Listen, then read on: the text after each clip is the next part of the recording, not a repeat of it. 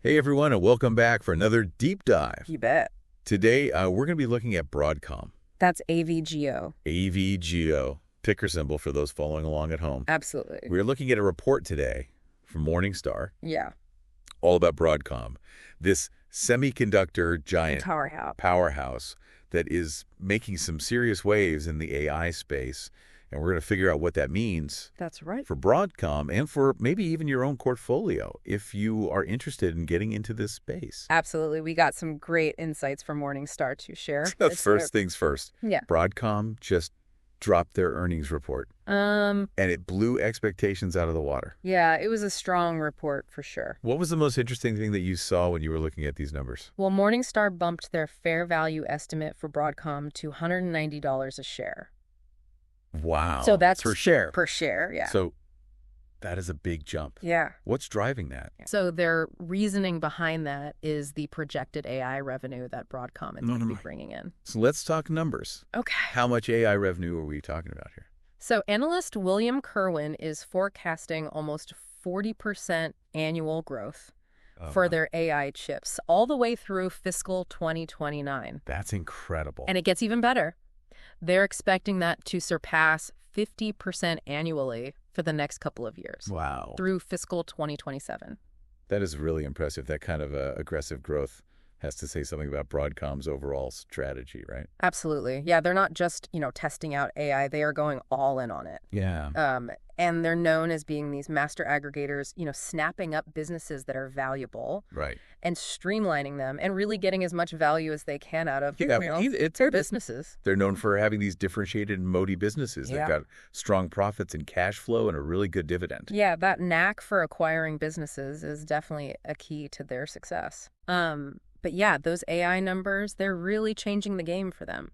Yeah. And their AI chip business is quickly becoming their top growth engine. That makes sense. Yeah. Given all the hype in the future of AI. Yeah. What else is fueling that growth, though?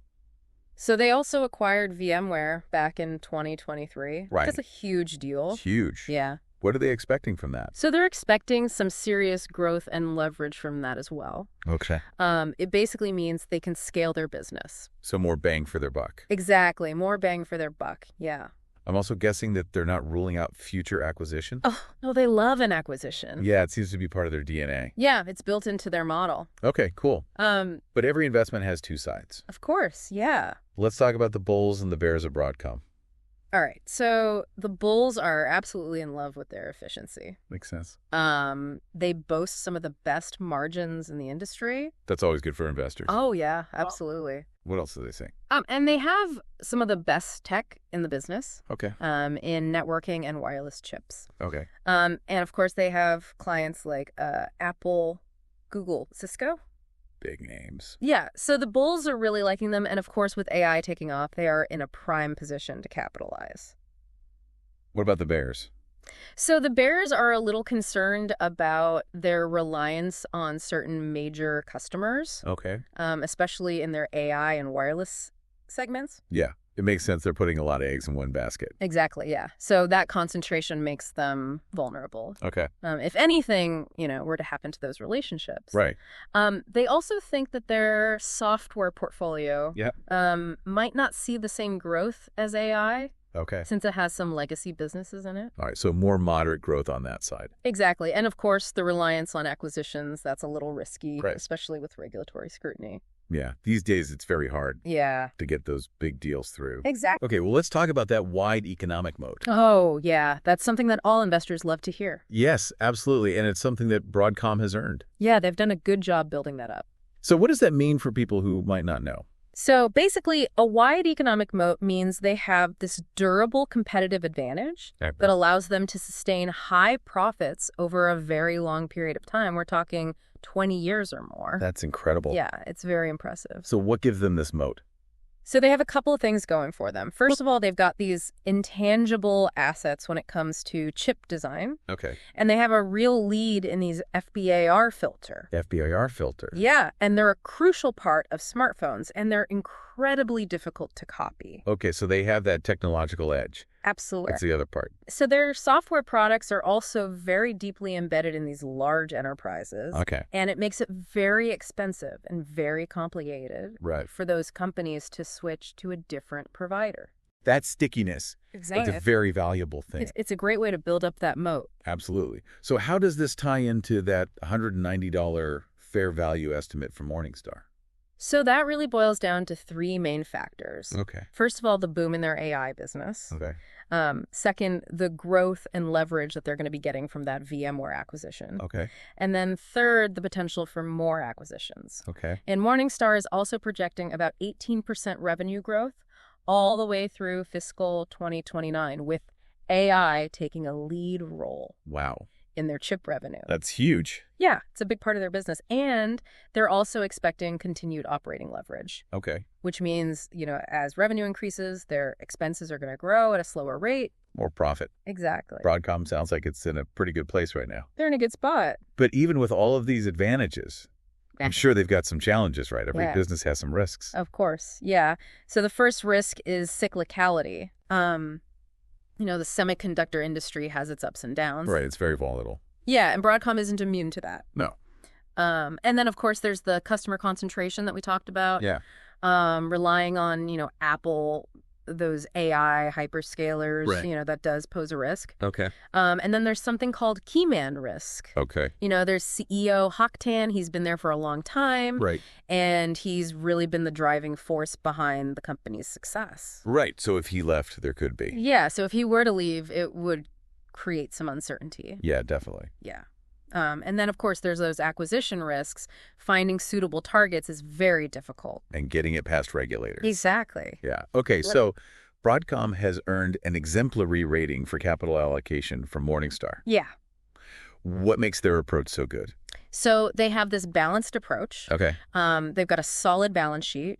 They're rewarding shareholders with dividends and buybacks. And they're making these really smart organic and inorganic investments. Yeah. They've got a track record of acquiring businesses, trimming expenses and boosting profitability. So for our listeners out there who are thinking about getting into Broadcom, what are the key takeaways? So Broadcom is going all in on AI. Right. And it's paying off for them. Yep. They're well positioned for continued growth thanks to their customer relationships and their smart acquisitions.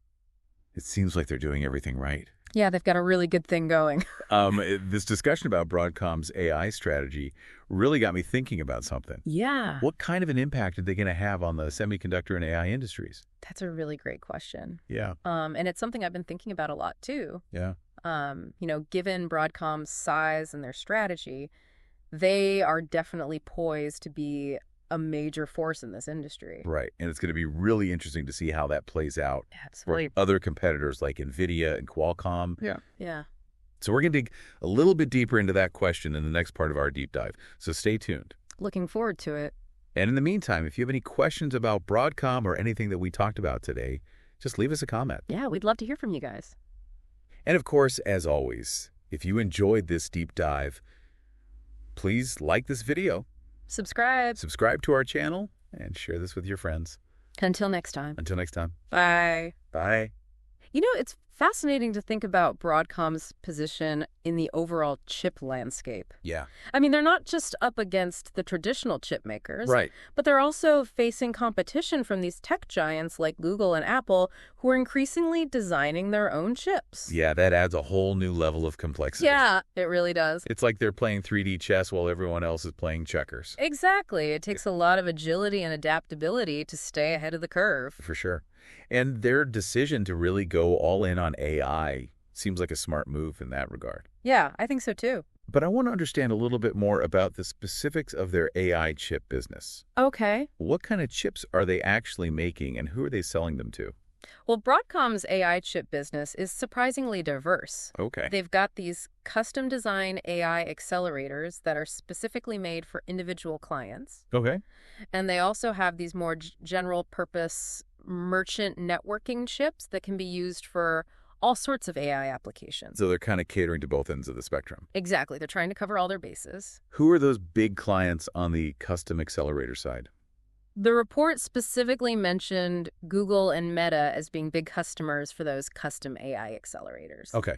Makes sense, right? Yeah, they're really pushing the boundaries of what AI can do. Exactly. They need that powerful hardware to support all their ambitious projects. Right. And speaking of ambitious projects, remember that crazy projection about Broadcom's AI chip revenue potentially hitting $60 to $90 billion by fiscal 2027? Oh, yeah, that one definitely raised some eyebrows. Yeah, that was a big number. Well, that estimate is based on their estimated serviceable addressable market, or SAM, at their 3 largest customers. Okay. So we know Google and Meta are in that mix, but the identity of that third customer is still a bit of a mystery. Ooh, a little mystery. That's exciting. Yeah. Do the analysts have any guesses? They don't really speculate in the report, Okay. but it is worth noting that Broadcom has a really strong relationship with Apple. Right. And Apple is And we all know Apple is heavily invested in AI. heavily invested in AI. So it's entirely possible that Apple is that mystery customer. It could be. That would be a huge win for Broadcom if it is. Yeah, for sure. But even beyond those 3 big players, Broadcom is also selling those merchant networking chips to a wider range of companies that are using AI for everything from data analytics to automation. So they're really casting a wide net in the AI space. Exactly. They're not putting all their eggs in one basket. Seems like a pretty smart strategy. It does seem to be working if you look at those growth projections. It does, so we've talked a lot about AI. Yeah. But I don't want to forget about Broadcom's other business areas. Right. You're also a major player in networking and wireless chips, and they've got that sizable software portfolio that we talked about before. Yeah, you're right. It's important to remember that they are a diversified company. Right. And their success doesn't hinge entirely on AI. Right. So let's take a little bit of a closer look at some of those other parts of the business. Okay. What are some of their strengths and weaknesses, and how do those contribute to Broadcom's overall moat? So in the world of networking chips, Broadcom is basically the king. They have a commanding market share, and their chips are known for being super reliable and high-performing. Yeah, so they're the go-to provider for anyone looking to build those fast and efficient networks. Exactly. That dominance in the networking space is a big part of their wide moat. That makes a lot of sense. And I imagine that their expertise in networking chip design is a real advantage in the AI space, too. Oh, yeah, for sure, because you need high-speed networking to connect all those powerful processors that are handling AI workloads. It all ties together. Yeah, it really does. Okay, what about their wireless chip business? So that's another strong area for them. Okay. Especially when it comes to the smartphone market. Remember those FBAR filters we talked about earlier? The ones that are incredibly difficult to copy. Any of those ones. Yeah, those ones. Well, Broadcom is the leading supplier of those filters for all the top-tier smartphones, including the iPhone. Okay. So that gives them a big technological advantage, and of course it strengthens that key relationship with Apple. Yeah, that's a really smart move. Not just supplying chips for the networks that connect the devices, but also for the devices themselves. Exactly. That's a good place to be. It is, and that relationship with Apple is really important for them because Apple has such high sales volumes and great profit margins. Right, but that also brings us back to that risk of relying so heavily on a single customer like Apple. What happens if Apple decides they want to start making their own FBAR filters? Yeah. Or if they go with a different supplier? Yeah, that's definitely a concern. It's a risk that investors need to keep in mind. Right. But Broadcom knows this, and they're definitely taking steps to diversify their customer base and invest in new technologies to mitigate that risk. It's all about balance. Yeah. Finding that sweet spot. Exactly. Okay, let's talk a little bit about their software portfolio. Okay. This is where the bulls and bears seem to have some different opinions. Yeah, they do. So where do the bulls stand? So the bulls like the software business because it offers steady recurring revenue. Okay. And it balances out that cyclical semiconductor business a bit. Right. It provides a bit of stability. Exactly. And they also think there's a lot of potential for cross-selling between their different software offerings, Okay. especially after the acquisition of VMware. Yeah. So the bulls see potential for synergy Yeah, definitely. and some stability. Yeah, for sure. What about the bears? So the bears are a little more cautious. Okay. They point out that some of those software holdings are what they call legacy businesses, meaning they might not see the same explosive growth as the AI segment. Okay, so more moderate growth on that side. Exactly. And they also worry that integrating VMware might not be as seamless as Broadcom hopes. Okay, so some challenges in terms of growth and integration. Exactly. Yeah. It's a bit too early to say definitively who's right, Yeah. but it's something investors should definitely keep an eye on. Okay, so to recap, we've talked about Broadcom's really impressive earnings, Yeah. their AI strategy, their dominance in networking chips, their relationship with Apple, and their software portfolio, which has both pros and cons. Yep. What's the overall picture emerging here? I think the big picture is that this is a company that's really well positioned for the future. Okay. They've got a really strong track record. They're making some smart bets on new technologies. Right. And they've got that wide moat that gives them a big advantage over their competition. But we also can't forget about those risks that we talked about. Oh, of course not. No investment is without risk. Right. And Broadcom definitely has some challenges they need to address. Right. Things like the cyclical nature of the semiconductor industry, Yeah. their reliance on those few major customers, and the potential for disruptions in the software market. Okay. And, of course, the eventual departure of their CEO. Right. These are all things that investors need to consider. It's a complex picture, but definitely one that's worth exploring further. It is. Yeah, it's fascinating. You know, one thing that really stood out to me from this Morningstar report is their discussion of Broadcom's capital allocation strategy. Right. They gave them an exemplary rating for that. Yeah, exemplary. That's pretty high praise. Definitely. So let's break it down for our listeners. Okay. What exactly makes their approach so impressive? Well, one of the key factors is their discipline when it comes to acquisitions. They're not just going on a buying spree, but they have a really clear strategy. Right. It seems like they're very selective about the companies they target. Exactly. They look for businesses that complement their existing portfolio. Okay, so it strengthens their overall position. Precisely. And they also look for opportunities to streamline operations and cut costs once they bring that new business into the fold. So it's all about strategic fit and making the most of those acquisitions. Exactly. And they've got a proven track record of doing just that.